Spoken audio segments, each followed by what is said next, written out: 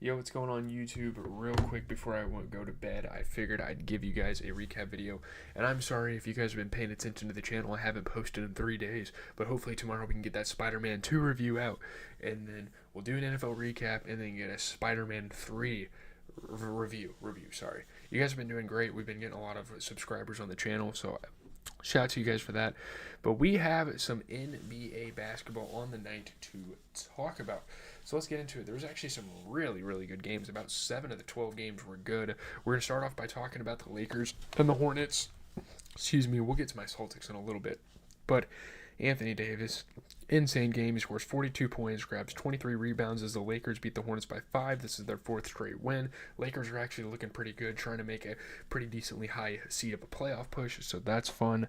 Yeah, amazing scoring, amazing rebounding for Anthony Davis, and obviously a huge first quarter from him. They had a 23-point lead. They built it up. They were able to get the win, 4 straight wins.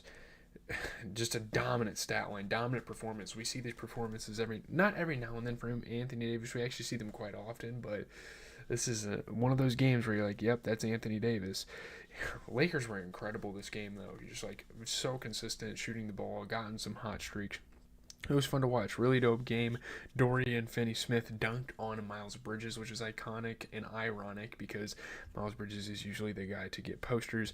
But Miles Bridges was making it pretty tough for them, hitting some threes here and there and doing that type of thing. But you look at the Lakers, my goodness. Anthony Davis, 42 points, 23 rebounds. You get a 22-point game for LeBron James. You look at the Hornets, you get a 26-point performance for Miles Bridges, but that's really about it. I would say LaMelo Ball's injury played a factor, but the fact that they have a guy like Nick Smith Jr. starting in the first place really just attests to this team in terms of its depth. Now they have Musa Diabate, they have Josh Okogie, they have Micic, they have Jeffries, they have Wong. They have some pretty solid pieces off the bench, but I don't fucking know. I don't know why Nick Smith Jr. starts on this team. Whatever, it is what it is. I'm going to talk about these games somewhat quickly because I didn't watch all of them, and also there's a lot of games to talk about. So let's Now we can get into the Rockets and the Celtics game. Amin Thompson hits a game-winning shot and scores 33 points. The Rockets rally past the Celtics. They win by 2. Now, I will give the Rockets credit. They're an amazing basketball team. They've been showing it a lot recently. But, man, the Celtics have got to put together some wins here. I mean, obviously, they're still doing great. 32-15. We only need 9 more wins to guarantee a winning season, or at least a 500 season. But, man, Amin Thompson hit a game-winning floater with 0.7 seconds left, just hitting so many tough shots. That guy just gets in between and makes some great plays. Obviously, a great scoring night for him as well, and they get the victory. Beats the buzzer. Career night for him, one of the better games we've seen out of him in his career. Getting redemption for a guy like Luke Cornett going to the paint and dunking all over him. Yeah, man, Dillon Brooks had one of the best three-point shooting performances we have seen in Rockets history, even better than some of the games you see out of James Harden for them. So that was fucking crazy. Alperen Sengun getting to the hoop, getting some tough buckets and clutch ones as well. Pretty good game here against 2 of some of the top teams in the NBA. But obviously, you look at the Rockets, Amin Thompson, 33 points off of 50% three-point shooting. Just the miraculous thing of Dillon Brooks putting up 36 points against my Celtics, shooting 67%. We're talking 10 for 15 from three-point range. That's fucking unheard of, especially in the modern era. I don't fucking know. You look at the Celtics, you get 28 points for Jaylen Brown, shot 33% from 3, but that's really about it. Jrue Holiday, I'm just not a fan of Jrue Holiday. When we have a guy like Peyton Pritchard off the bench, and again, I'm going to say this every time the Celtics lose, and I blame a guy like Jrue Holiday, he just doesn't do enough, I feel like, as a starter on this team. Surely he plays good defense, but Peyton Pritchard's also a pretty decent on-ball defender. Obviously, at the rim, it's kind of a different story with the size difference, but maybe we should try starting Peyton Pritchard and having him bring the ball up and do stuff like that. Maybe that'll change his role with the team, and maybe that's not what we want, but maybe try it out. I don't know. We're going to move into the Magic and Heat. This game actually went into overtime. The Heat, playing without Jimmy Butler, get 30 from Tyler Hero, and they beat the Magic by 6 in double overtime. Obviously, guys like Tyler Hero, guys like Bam Adebayo are really going to be the guys that are going to step up for this Heat franchise in the wake of the absence from Jimmy Butler and all the drama. Because, they're still a good basketball team without him, really. But are they going to make a push? Probably not, sadly. But yeah, they were down by 14 in the fourth quarter. They really strung it together. They ended up beating the Magic in double overtime, so that's awesome. Great job from Tyler Hero. Great job from Bam Adebayo. Sorry, I'm getting tired. I usually don't stay up. Well, I stay up this late, but I usually am in bed by now. But Bam Adebayo gives the Heat some late insurance in the double overtime win. Great game here. Clutch threes, clutch plays again from both Tyler Hero and Bam Adebayo. Those are really the guys we could talk about. Bam Adebayo getting to the rim. Franz Wagner had a Hail Mary shot, tried to throw it in and didn't get to go so double overtime. But you look at the Magic, Franz Wagner, pretty good game, 29 points, but other than that, I don't really know about this game for the Magic. Obviously, KCP is a great veteran, and I really appreciate him as a basketball player, but he didn't play that well. Obviously, they have Jonathan Isaac, Tristan Da Silva. I'm not sure why they're bringing Goga Batazde off the bench, but they have guys like that to kind of clean up. They have a solid bench squad, but I don't know. You look at the Heat, you get a 26-point, 10-rebound performance for Bam Adebayo, who shot 67%. That's one of his better games we've seen in a while. And obviously, 19 points, 10 rebounds. That's an underrated part for Khalil Ware, who didn't miss any of his 4 threes throughout the game. And then Tyler Hero, 30 points, 12 assists. So that's pretty awesome. We are going to move on. We have a couple more games on the night to talk about. Again, there was some pretty good basketball. Let's get into the Pelicans-Raptors, even though this game really doesn't matter in the grand scheme of things. These aren't teams that are going to make the playoffs. But yeah, Jakob Poeltl and Scotty Barnes lead the Raptors past the Pelicans. They won by 9 for Toronto's first 4-game win streak since 2023. This is the best basketball we've seen from the Raptors since like the Pascal Siakam era, even though they're kind of dog shit, and that's not saying much. But great scoring and rebounding for both Jakob Poeltl and Scotty Barnes. That's actually a really good front court that this team could build off of. I don't know what their plans are for the future, but that's out there. This is awesome. Almost 2 years since their last 4-game win streak, which is obviously an attest to how bad this franchise has been recently. Scotty Barnes getting through tough defenders like Zion, hitting tough shots. It's awesome. Zion was being crafty and making awesome shots. This was a pretty good game again. Guys like Zion Williamson and guys like DeJounte Murray were obviously making it tough on the Raptors, but they come out victorious. You look at the Pelicans, obviously a 31-point performance for Zion. You get 22 points out of CJ McCollum. You get 21 points out of DeJounte Murray. Really, really quiet night for Yves Missy, and obviously he's a rookie, and we can kind of give him the benefit of the doubt, but you have Daniel Tice, Jose Alvarado, Javonte Green, Jordan Hawkins. You have all these dope bench options that you could put in over him. I think you give more minutes to a guy like Daniel Tice when you see your big just being so quiet. I don't know. It is what it is.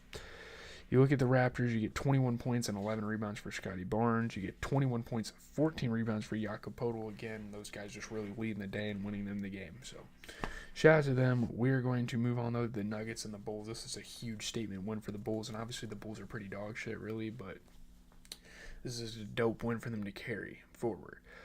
Nikola Vucevic helps the Bulls hold off Nikola Jokic and the Nuggets for an 8-point victory. So that's awesome. Nikola Vucevic, pretty good season. He's been really underrated this year, scoring the ball at a high level, rebounding the ball at a high level, and even passing the ball a little bit this game. So that's been something that, again, has been kind of underrated for Nikola Vucevic. And this is their second straight loss for Denver. Obviously, they're not in panic mode. They've had a really good season, but something to kind of note there. They get the victory. Jokic got up and dunked it. That was pretty awesome.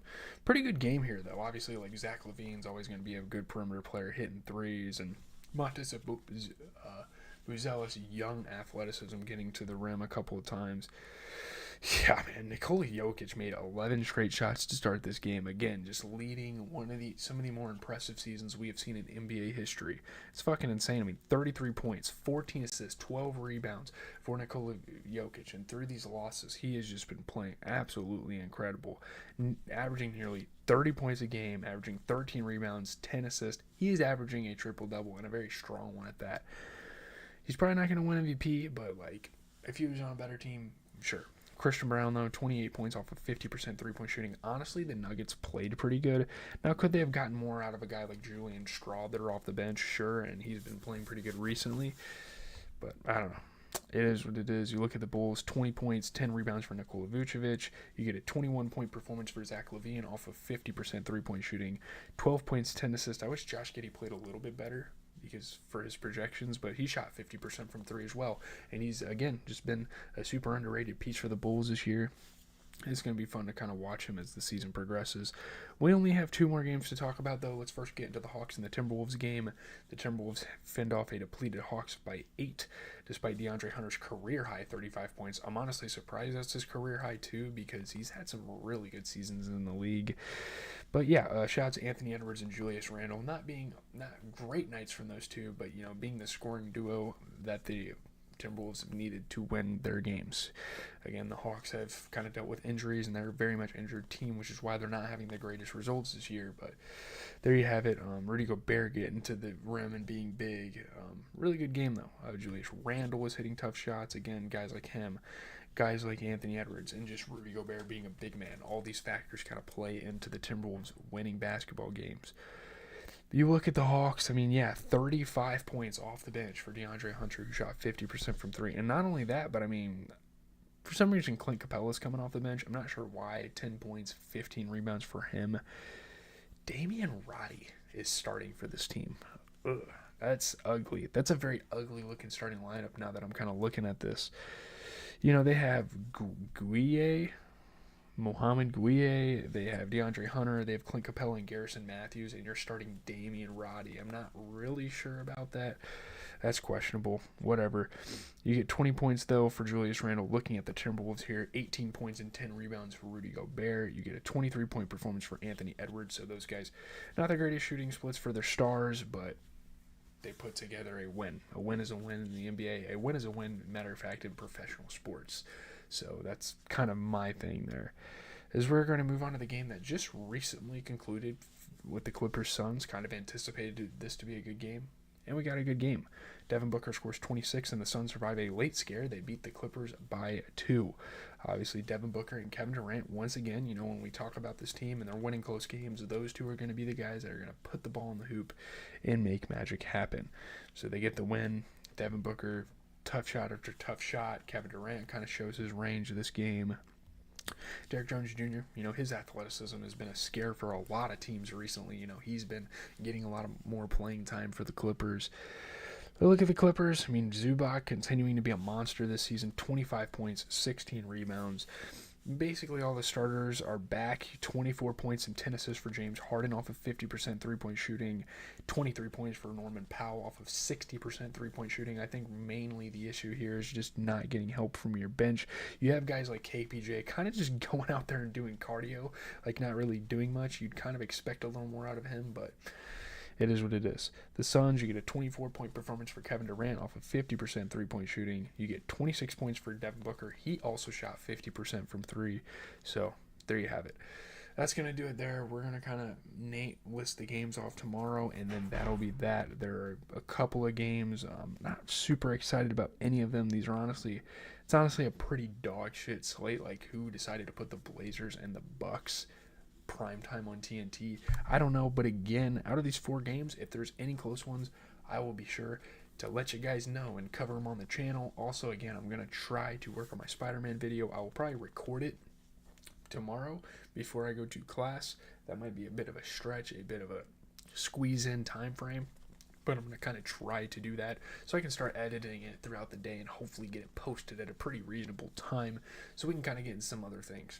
I still need to get back into Squid Game. I know I'm super behind on stuff, but we have playoff stuff, and once the NFL season's wrapped up, we will obviously get into TV stuff. But there you go, updates